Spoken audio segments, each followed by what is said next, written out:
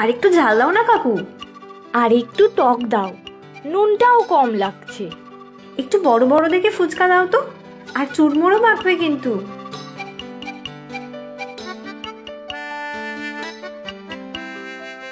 প্রতিদিন কলেজ থেকে বেরিয়ে ফুচকা না খেলে যেন মন ভরে না।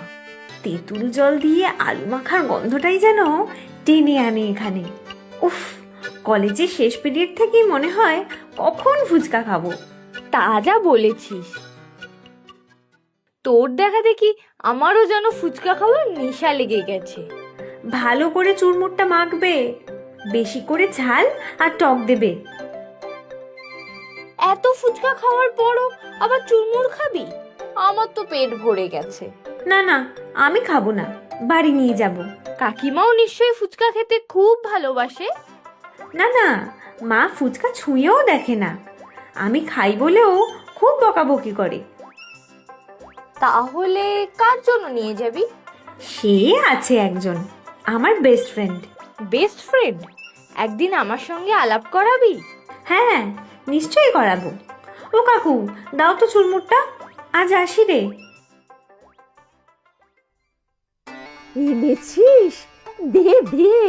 আস্তে আস্তে কথা বলো, মা জানতে পারলে আর রক্ষে নেই। ধুর, তোর মা তো সব কিছুতেই চিৎকার করে।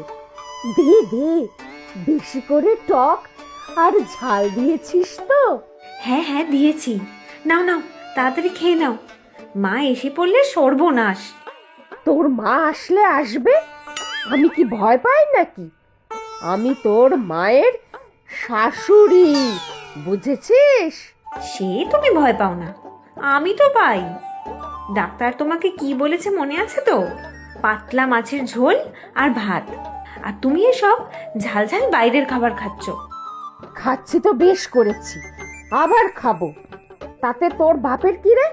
আমার বাবার আর কি, তোমার ছেলে তুমিই জানো, চান্স পেলেই তোমার ছেলেও আমাকে কথা শোনাতে ছাড়বে না, বুঝলে? শোনালে একটু শুনে নিবি, এদিকে মুখেই শুধু বেস্ট ফ্রেন্ড আর বেস্ট ফ্রেন্ড, একটু বন্ধুর জন্য কথা শুনতে পারবি না? সে তো রোজই শুনছি, আর ভাল লাগে না। এসব খেয়ে শরীর খারাপ হবে, আর তারপর বাবা মা চিৎকার করবে আমার ওপর। ধুর ধুর, ও সব পাত্তা দিবি না। তোমার আর কি, তোমার ছেলে ছেলের বউ, তুমি পাত্তা না দিলেও হবে, আমাকে তো পাত্তা না দিলেই নয়, বাবা মা তো। আহ, গন্ধটা যা ছেড়েছে না, টক জল, লেবু, আলু মাখা। আহ, আবার কাল নিয়ে আসবি তো? কাল ফুচকা আনবি, সাথে তেঁতুলের জল। কাল আবার ফুচকা? এবার কিন্তু একটু বেশি বেশি হয়ে যাচ্ছে, মা জানলে তো বাড়ি মাথায় করবে। কেউ জানবে না, তুই চুপ থাকবি, তাহলেই হবে। এখন দরজার সামনে পাহারা দে, আমি শান্তি করে খাই।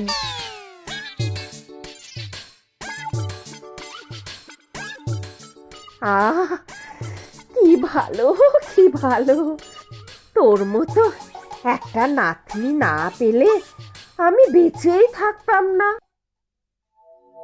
কি শুরু করেছেনটা কি আপনি? কি ভেবেছেনটা কি? কি কি করেছে কি আমি? এইভাবে কথা বলছো কেন আমার সাথে? আমি না তোমার শাশুড়ি? তার কিভাবে কথা বলবো মা? ডাক্তার এত করে বারণ করেছে বাইরের কোনো খাবার না খেতে, তাও আপনি জয়কে দিয়ে লুকিয়ে লুকিয়ে বাইরে থেকে খাবার আনিয়ে। আহ, বেশি চেঁচামেচি করো না তো বৌমা, খোকা শুনে ফেলবে। আর এমন কিছু খাইনি, একটু চুরমুর খেয়েছি, বেশি করে টক আর ঝাল দিয়ে। ছি ছি ছি মা, আপনি আবার বড়াই করে বলছেন সে কথা? একে আপনার এত শরীর খারাপ, পেটে সয় না এসব, তাও আপনি এসব কেন করেন? কি হয়েছে কি? সকাল সকালে তো চিৎকার করছো কেন মা? ঠাকুমা না তোমার শাশুড়ি? ও এই কথা, কেন চিৎকার করছি তো ঠাকুমাকে জিজ্ঞাসা কর।